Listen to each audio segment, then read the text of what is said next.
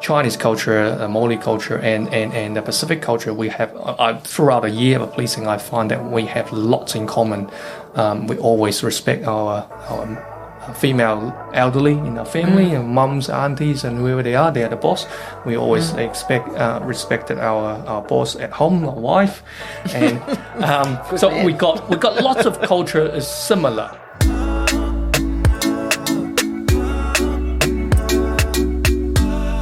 This podcast is proudly supported by the Ōtara Network Action Committee, ōNAC, community-owned, community-driven and community-led. Kia ora mai tātou, ko Judy Spater hau. I am thrilled to be back here in the hot seat at Accelerating Aotearoa, sharing with you episode number 22 from the We Are Ōtara podcast series. That's a huge milestone, not just for us, but for podcasting in general. Only 1% of podcasts ever make it to 21 in a series. And we're past that with episode 22. So if you haven't seen the other 21, you should get back there and check them all out. They're all incredible interviews, incredible conversations with real people in our community. What I want to do before I introduce our conversation today is give a shout out to ōNAC, the Ōtara Community Network.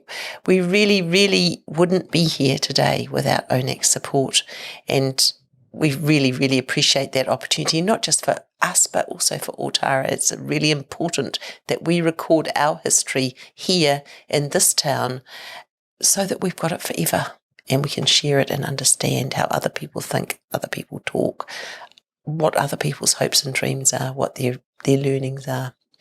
So a guy that brings all of that is our very own Senior Sergeant Anson. Anson and I sat down last week and I was so inspired by our conversation. Anson talked to me about how he sees, because of his upbringing, didn't become a Kiwi till he was 19 or 20, didn't even come here until he was 19, but he brings his ancestry from China to give him a multiple lens on how people think and what assumptions we make about other people. And he brings those assumptions and that understanding, that depth to his work on the front line in policing. We're very fortunate at Ōtara to have his leadership, and we have great hope that there'll be many more young people in Aotearoa that step up to be cops with his view and his perspective and his vision for how an operating community might be. So I'm going to say, see you on the other side. Kia ora mai tātou. Kia ora, Anson. It's so special to have you here. I mean, I guess we've kind of known each other across the room for so long, but one of the things that Will and I have been talking about recently is what a gift it is to sit down and talk to somebody one-to-one for half an hour. Absolutely. It's an honour to be here today. Thank you. I'm so glad you're with us, and who knows where our conversation is going to go. You don't need to worry too much about this camera. We just talk. So we just talked through before a few of the things that I hope that we'd cover in this conversation. And the first thing was, what's your whakapapa? How did your whānau come to be living in Aotearoa?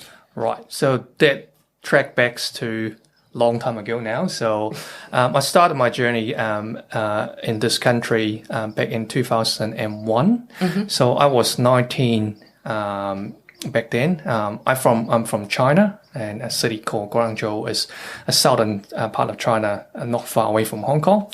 So when I was 19 years old and I finishing my high school, and my parents make a decision so I wasn't really any chance of getting a good education because I was a little bit naughty kids back home, and they decided, I need to send him out to somewhere else to continue his education. So I'm not sure why my parents make the decision to come to New Zealand, because we do have other options, Australia, America, and Canada, and all that, and yet they decided to throw a dice on the globe and say, here you go, New Zealand, it is, you're going.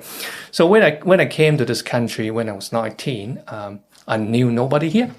I have no families here. I don't speak much English back then. I probably really basic communication, that's all I have. And when I first came, getting out of Auckland Airport, I got picked up by a stranger, an Indian gentleman, and he housed me for about a month, and he was some kind of agent, was he? Yes, that was organised by the school as a homestay. So I stayed there in a garage, kind of modified into a rooms for about a month, and that's how my journey started in New Zealand. So, and when I first walked out the airport, I was wondering, where am I and what am I doing here? And just to fast track a little bit, once I settled in a little bit, I need to spend a year at language school to learn how to speak what school and read. Did you study with? I started my language education at Ōtara out at Mount Albert, Carrington Street. So I spent about a year just brush up my English skills before I get into tertiary education. So I started my tertiary education at Ōtara as well. I finished my degree there, major in computer science. So that's basically how I start, and that's where I met my wife. And back then we got married probably in 2005. So I married my wife Nicole, and I have 2 children. They're 13 and 9. So we're now all living in East Auckland. So that's how I came to New Zealand. So I've been living in New Zealand actually longer than I have in China. So I'm quite happy to say that I'm half a Kiwi here now. So, and you got Kiwi kids? Yeah, I do have Kiwi kids. Both of them hold a New Zealand passport, and they speak better English than Chinese. Oh, is that a bit sad though? Oh no, but it's still good. It's good for them. Like they're still really capable of using their own language, which we insist to have in our household. Language, I think, is a key thing to your cultural identity. So we really try to enforce it at home. So it's great. I like that point about language being such a key thing to cultural identity, because for Māori, so many of us have lost the ability to speak to our, and I think that the current drive, I think that 75% of children starting school, I read that stat somewhere, can speak more than 10 words into that. So that's, and so increasingly that becomes the same way with Chinese as well. So being master your own language is help you to understand who you are, where you're from, and your family, and why you're different to others. And that's really, really important. Who am I? Yeah, it's a lovely up story. Thank you. So maybe if we move to what we said we'd talk about next, which was that, what was it that called you from ComSci into the police force? Right. What was your first job? Yes. So there's a long story. So once I finished my tertiary educations, and obviously being a young man here in early 20s, we needed a job to support ourselves. So I wasn't quite willing to still taking money from my parents, which they have supported me to come to this country and offer me the opportunity. So my first job, interesting enough, is actually... You ripped up the gold card? Pretty much. Or otherwise my parents say, well, you now graduated, done my job, so now you're on your own. So I was working for a temporary contract company, so they sent me out. The first job I ever done is going Queen Street. You remember the parking meter used to be the good old green box out there? My job was to dig up the old one using a concrete breaker and replace that with the new machine. That was my job. That really required a degree in ComSci. Yeah, I know. So, and when I did that, I did it for about a month or so. And then because I am reliable enough to turn up in every day at works, and go into places and do my job. So they refer me to factory buildings out in Kumeu. It's a factory, a particle plant, which now is shut down. And I was there as a machine operator. So I was there for about 2 years.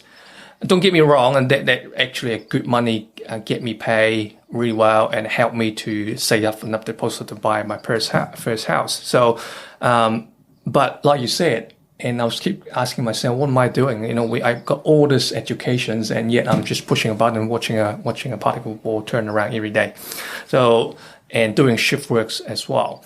And so that's pretty much... You'd met Nicole, and you were probably married at this point, too. Yeah, around that time, we decided we kind of need to formalize our relationship. So just in our culture, keep living with your partner and not getting married is actually not quite acceptable. So and we make that decision. I'm glad that we did, and we got married in about 2006. 6 or 7. I better get it right. And not long after that, we have our first child. So yes, so at that point, I was actually quite comfortable doing what I'm doing, getting good pay, and I started my second degree at Massey University, getting a master postgraduate degree in human resource management. So while there at the factory, and people look at me and say, "What are you doing going through a book when you're pushing the button? You're just turning a particle board around. So why do you need all those education?" And I was asking myself the same question. So, and opportunities. Sadly, the company was bought by a Chinese factory, and they make everyone redundant. They just shut down the whole plant. And overnight, they told you probably a month ahead, and I becomes redundant. So I collect a reasonable size paycheck, and now I got no job. So at that time, I saw the advertisements on TV and recruiting for police officers, and so I was saying, "Oh, well, that looks cool." To be fair, my initial thought is like everyone else's, but uniform looks cool, and seeing people running around after bad guys, watching enough movies and 10-7 thinking, "Well, that's really sounds like good options." So I rang up and say, "Hey, look, I want to apply for that," and I start from there. And I'm the type of person, if I decide to do something, then I want to see the end of it. The recruitment process is actually quite long. It takes about a year. You need to go over physical. You need to go over swimming. They test your English. You test your academic ability again. Even though you had a master's at this point? Regardless, you need to... reasonably academic side of thing is easy for me. I didn't need to spend too much effort on that. But running is you need to, because working in a factory, I picked up a habit of smoking quite a lot at the time as well, so I wasn't a fit person. So I did spend a bit of time to get my fitness up to standard. And yes, so really the reason why I signed up to become a police officer is really simple. The uniform looks really cool, and I enjoy doing that. But while you are going through the process, you get to meet different people, you get to meet different police officers, you get to learn what they do. And soon you will learn that it's much bigger than just wearing uniform, looking cool, having authority. Lots of people think, cops turning up, you are in charge, you're the boss, you always tell people what to do. But it's much more than that. You've got an element of that in our jobs, because when in emergency situations, you do need someone to take the leadership role and take control. It's fine, but the bigger proportion of what we do is not. It's actually working with others. Partnerships, communication is key. And if you can communicate and ask someone to do something because they agree on your kaupapa, wanting to do things together with you, is way easier. Making the threat, if you don't do this, I'll do the other thing. Making a negative impacts in their life. So that's what I enjoy being a police officer. After having the trainings coming out in Ōtara, working there. I actually started my job here in Ōtara when I graduated from 2010. I was posted in Howick Police Station back then, but as part of the Ōtara team as well. So before the Ōtara station got relocated to Ormiston, I worked there for some years as well. So I started my career in this way. That's great, isn't it? So we were talking before about this whole idea of the enforcement model. Yep. So stepping back behind that, you're attracted first to the uniform and the opportunity to be in charge, and then that translates easily to that authority, the enforcement model.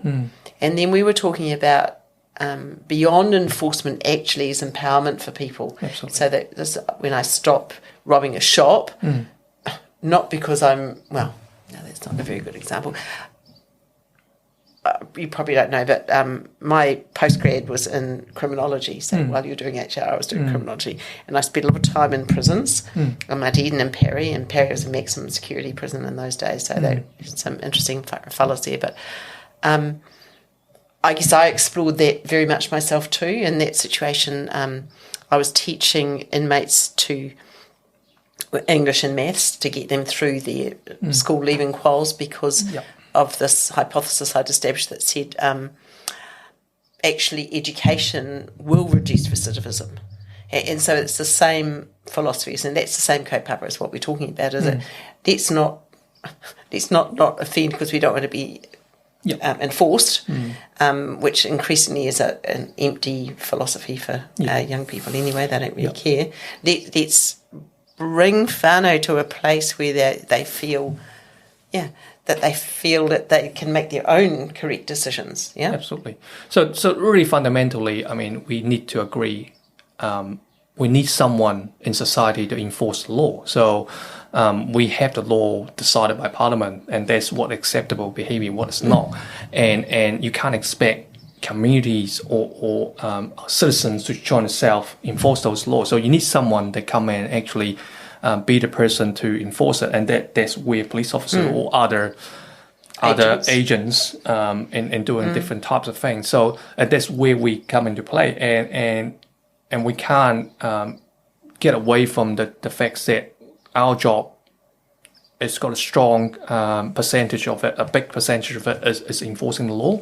But however, over the years, we've been arresting people, we've been giving them fines, and people can't afford to pay fines. And it becomes fines warrant, and then you give them committee works, they bring them to court again, and that, tangle up the pipelines, and people will have to go to court and being locked away, and so they can't see their whānau, they can't go to work.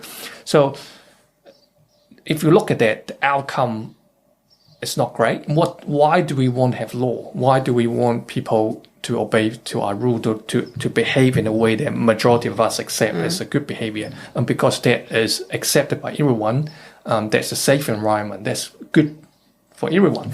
Except that, but if I could interrupt you. Yeah. And I'm sure we were talking before about cultural difference and cultural perspective, and what's my lens is different to what your lens might be. Absolutely. And that was something we studied as well. Whose law is it? Whose law? Yep. And there are some things that obviously were allowed in China, and in your growing up, that aren't allowed in New Zealand. Yep. And who said that wasn't okay in New Zealand, or who said it was okay in China? That's right. And from particularly, the largest Pacific city in the country, in the world, there are lots of things that don't make sense to people. Yep. So how do you help with that journey too? Because, I've always felt frustrated by that. Who says I can't do that? Yep. And it's really different when it's outside the safety kaupapa, but that's right. Yeah. So when we have Auckland, it's such a diverse community, like you mentioned. We got the Pacific, we got the Asians, we got other people. Now we got other from the Middle East community. They all come in this country, and they will have this kind of impact in the different rules and different customs. What is acceptable in one culture, not the other, and for us, that's important for us as well. We need to go in early and try to educate and engage with people, understand where they come from. And that's why we have our ethnic engagement team as well. In the bigger police organization, try to engage, understand. And a good example is some of our Sikh community wearing a sword is part of their culture. And you can't just tell them not to. And yet, if you're having someone walking through an Ōtara town saying they're wearing a sword, walking around, you will be scared. And so that's where all other community partner comes into play, to actually have to bridge both culture and get each other to understand why we do things or why we don't do certain things in a way.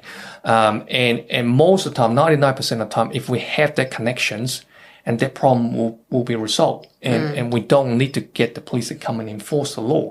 And I mentioned to you before, enforcing is one way to change people's behavior, but usually that is not the most effective way, if you ask me.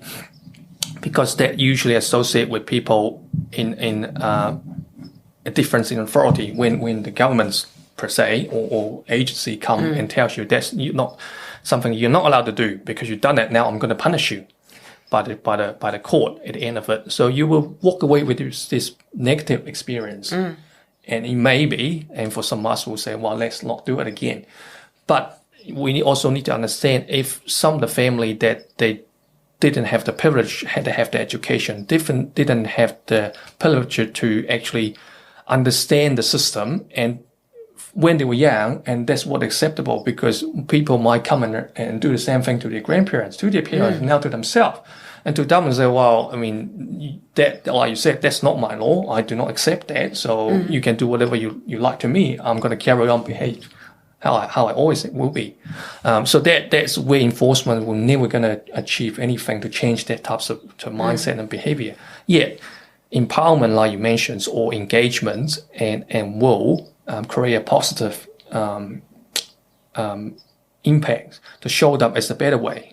And people can see as a better way. They can experience the benefit of changing the behavior. And then they will willingly to do something because they wanted to, not because someone that as a police officer come and tell them to. And that becomes alcohol and drugs and other things. And people, if when they were young, they're exposed with alcohol, and if people around them is actually influenced by alcohol, and then they learn that from the environment. So they don't know what they don't know. And they will not know what benefit will be being sober and make good decision, and then, how that the trend effects come after that. They will not be. So someone needs to take their hand and show them the pathway, and that's where communities... I think that's the absolute thing, isn't it? Take their hand, figuratively or actually physically. Take them to a journey, not just, whack, like, don't do this again, and like, that's not... It's funny enough, like, we recently just have a dog, and that's what we got told. When you train a pet, use always positive things to train and reward rather than punish, and sometimes comes down to physical punishments. And I grew up from that environment. When I get something wrong, my parents will always give me a good hiding, which was allowed in China. Well, that's a really good example. And then I actually accepted that. That's okay. But if you do it here, that's not acceptable.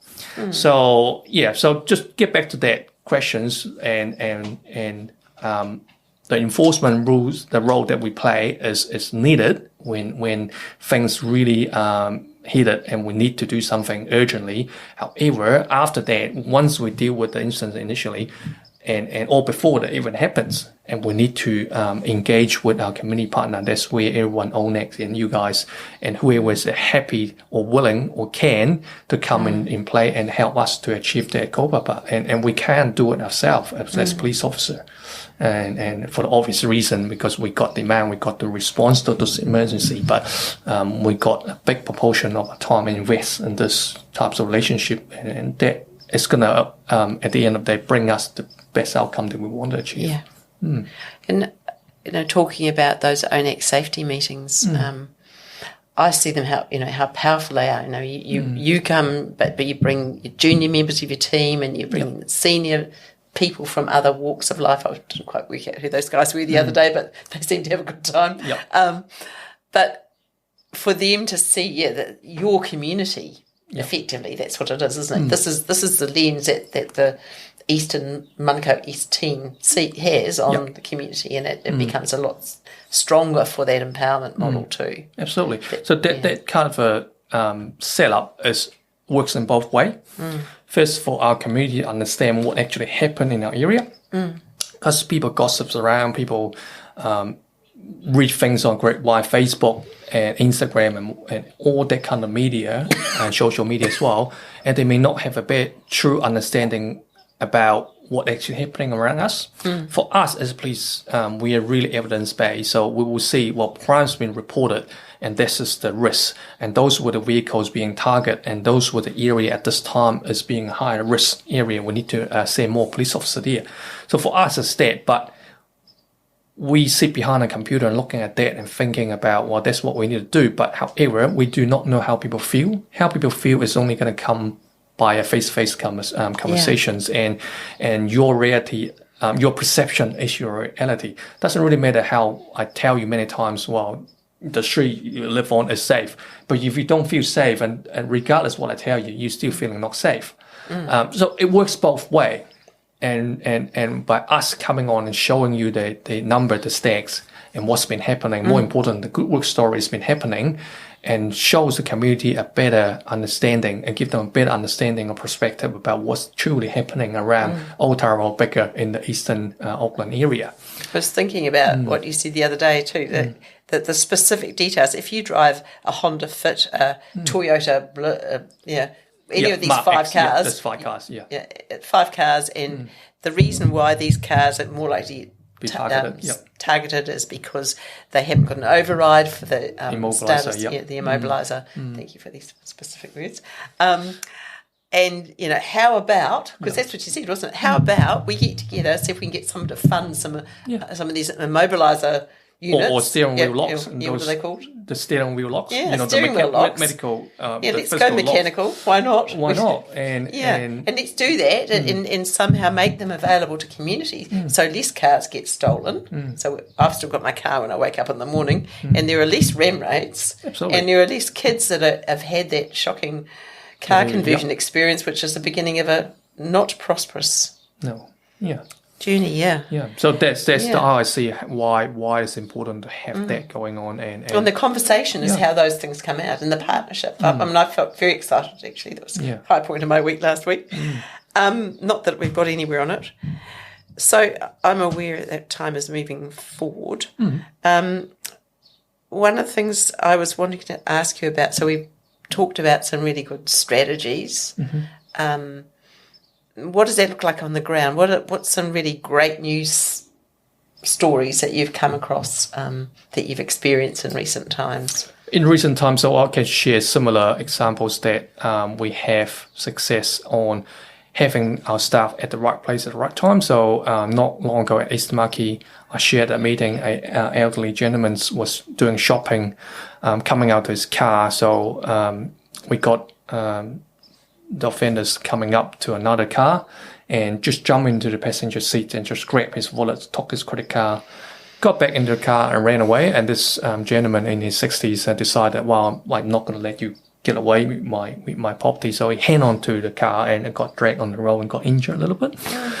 So because we got a good CCTV footage of that, and we got the right people at the right time, so we go through some of our connections and the network, identify the vehicle was stopping in Eastamaki, a couple of petrol stations trying to use their credit card. So we were able to trace back to this vehicle on the same night and arrest offenders at the home address, recovering those properties, so put them in front of court. So that is a great example of being at the right place at the right time. And with the right tools behind you, really. Absolutely. The CCTV's magical. And that's important. We also, that is more on the enforcement side of things, but last month we were able to participate in the Special Olympics torch runs at Manukau Sport Room there. So it happens every 4 years. Obviously, because of COVID last year, they have to postpone it. And this year they are having the national game at Hamilton. So we were able to get our team together just to take the lead and hold the torch, hold their hands, and just do the torch relay with them in one of the Saturday. And that's a great thing. I said it many times before. That's what I much rather have my team doing, to engaging with community. And that's really is how we can change our society. And having all those good arrests and locking away bad people is good. We're excited about that. But the greater impact is actually come from those community engagement and having the connection with our people. And you can see the smile on the kids' face, and that's just go. And we got about 100 of them turn up and they enjoy the days, walks away positively, and get ready with their game later on in December. And they will remember that forever, and every time from that onward, they will enjoy the experience and having that with us, having shared that moment with us. So and that's some of the sharing highlights. Thing is the thing too, isn't it? The Important, fact that your team enjoyed it just as much as they did, as much as everyone else. Yeah. So we could have looked for opportunity to have more those functions, activities around Ōtara, and that's where at some of the meeting we mentioned about. We are available. I just need our community to tell us, what do you want us to help? And to be fair, we are hopeless in managing events or organizing activities. But if we just have a ask platform, you to the party. and just come and we'll come to the party, and there's no problem at all. And we will, in between, someone will have a conversation like we're having now. Yeah. So they will have a better understanding about what we do. And you might change a few minds. And imagine that conversation having with some young kids. when they decide to out 2 o'clock in the morning at night, oh, should I do that? Oh, I remember that conversation I had with the cops about making better decisions. Maybe not this time. Maybe I'll walk away from this bad influence and decide to stay at home and just do what I'm supposed to. And if I can help with one kid, with one, what I'm doing for the whole year, if I can help one kid's less becoming a future customer for us and causing harm. So that's something that's worth to celebrate. Yeah. I guess that comes back to that how, the bit about what's your why. Well, that's your why, isn't it? That's probably, one kid at a time. One kid at a time, one person at a time. And we can't just keep drawing on about percentage, crime rates and all that. But if we put, let's say, 100 kids through whatever program that is, if you got 1 or 10 that complete the program and you get on the right path and have a better future, it's 10 less kids or people when they becomes adult that we need to deal with in the future and causing harm to the community. And that's something worth to celebrate, rather than saying, 90% of the kids fail the program. So it comes back to the positive enforcement. Focus on the things that is positive, not the negative side of things. No, that's great. I do like that. I was hoping I could ask you about those conversations we've been having about the Ōtara My River app and how that works in terms of fitting into as a tool. I suppose the digital tools, you're talking about CCTV before, a digital tool that takes some of the weight off you guys. Absolutely. So for the My River apps, I as my understanding of that is a great tool to have, because that really sits before people need to call the police. So we know the spectrum of things, like if it's not emergency, then people will call 10-5. If someone's in danger, you need police to be there right away, you call 111. So where I see My River is actually before that. Before you need to think about calling the police or other agency to help. What about use this app? If you notice anyone that either mental health, alcohol, drugs, or kids or education, whatever they see as a risk behavior, and if we know this early, and whatever, we're using this app and make the right connection to the right agencies so we can address the problem right at the beginning. It's almost like doing those screenings at your doctors. You need to identify the problem early, and the solution might be really simple. Have you got a cough? Something like that. And if you don't, let's say COVID, if you don't test, you'll never identify you have COVID. So you need to do the test early. And if you identify a problem, whether that is your friend, your fan house, or someone you know in the community, you notice change of behavior, maybe alcohol, maybe drugs, maybe they have a little bit of too much argument at home. Use that, and you never know. And if someone reach out and decide to invest time and help this family, they might stop them from getting the situation too worse. So they need to eventually call the police. So that will reduce our demands, and we can spend more time to do those positive things with our community, and all in all, and that will have a follow-on effects. A real opportunity to diffuse chaos. So I do really see that My River program is really with early intervention, if you like, if that is the phase that we want to put as early intervention space. So if we move now to just thinking about that summing up, and I'm trying to grasp those things that you see, because, I see the work you do in the community, I see how you work with your team, I see how you lead the community, and I'm really excited about all those things. Actually, I'm so thrilled to have the opportunity for this conversation. What's the special Anson recipe? What's the thing that you bring that you're intentionally but also intuitively bringing to your role in the force? I think my cultural identity is the biggest access I bring, because I grew up in China. I have a totally different experience growing up as a kid. I experienced the two different system, if you like, the community systems. Now coming to New Zealand, the Western system. So I do have experience in both way, and having that cultural awareness and will bring a different lens to both the organization and the that I work in. So that's really one of the reasons why I enjoy doing what I'm doing. I can be the bridge between two, not just the Asian community, but to others as well, because we do have share lots of common belief, our Asian culture, Chinese culture, Māori culture, and the Pacific culture. We have throughout a year of policing, I find that we have lots in common. We always respect our female elderly in our family, and mums, aunties, and whoever they are the boss. We always respected our boss at home, our wife, and so we got lots of culture is similar, but without that culture awareness or experience, and you may not see things that I see, and many may just see law as black and white. And it's written that way. We need to enforce it. We need to do it that way. But with that culture competency, if you like, and enable me to reach a little bit deeper, just like that, and find solutions, just to provide a better outcome to all. Yeah. It's a really lovely place to leave the conversation, I think. Yeah. Thank you. It's really quite deep too. Sometimes I cry in these things, but I won't cry today, I promise. It should be a happy topic. It is a happy topic, yeah. And I think, the greater outcome, if every public servant, let alone every policeman in the nation felt that way, what a wonderful outcome we would have. We're working towards that, but if you look back, I know that we're still a long way to go, but if you look back even 10 years or 15 years ago, how we train and how we police, and compared to what we're doing now, it's changed so much. We should be proud of how we come together as a society. And wasn't long ago, if you look at the policing history, and as the way that we police, the way that I had the conversation, and the partnership that we create with our community is a total difference. And I can tell you, when I first joined, I can see a handful of Asian officers in the whole organizations, but look at that, how diverse the cultural diversity has brought that sense of.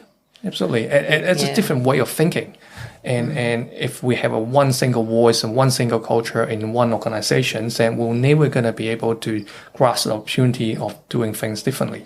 But because our organizations, we have such a diverse workforce now, and everyone will chip in and have a different way of thinking, and why not try it? If it doesn't work, we try something different. So, and that's what I tell my teams to do. And try something. If you come up with an idea, as long as in the law, in the policy, we support you and do it. Why not? If that means to go out and plant trees, play basketball, do whatever, do it. And if that give us a better outcome, again goes back to that, I'd much rather you do that than going out writing our tickets. Yeah.